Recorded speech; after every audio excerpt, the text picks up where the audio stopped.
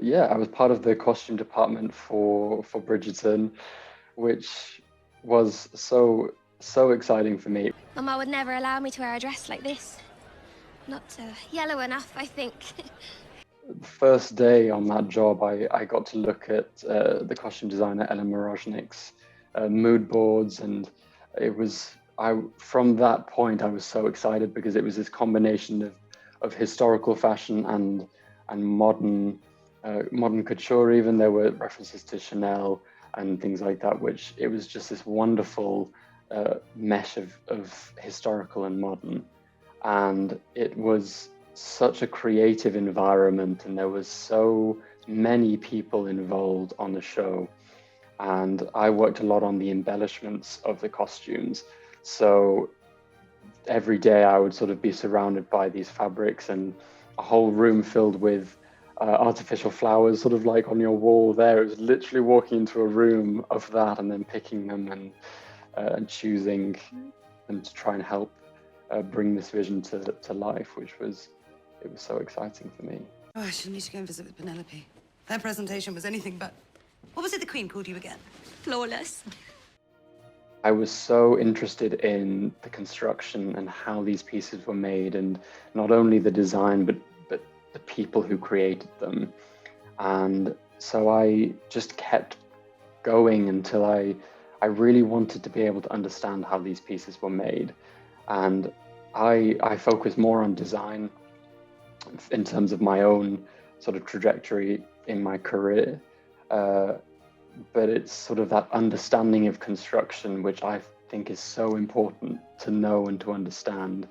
And now that whole restoration project and sort of working on other pieces as well, and being able to do these finishing details by hand, I find it so sort of cathartic in a way now, which, yeah, I think it's so interesting. Your name, sir? Am I honestly to believe you do not already know my name? I think from a very young age, what I'd always aspired to was to do costume design, and sort of the goal would be to be able to do this amazing film, and maybe rooted in some era of history.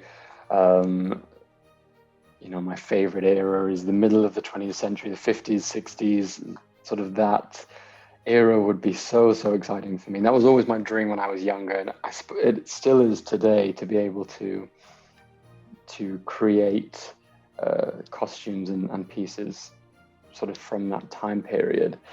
I think it's definitely, looking forward, it's something I've really had to reevaluate, especially with what's going on with COVID and the way that the arts have been impacted. And it's sort of me thinking, what am I gonna go for in the meantime?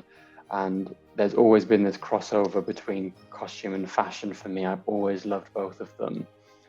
And so I would love to be able to just have the opportunity in the future to do both, if that's possible. I obviously have such a passion and I suppose a connection to Givenchy as a brand and its history, and to be able to work for them in their archives was such a dream come true for me. It was sort of the first time I was in a space where I thought, I'm good at this job and I can really bring something to this space.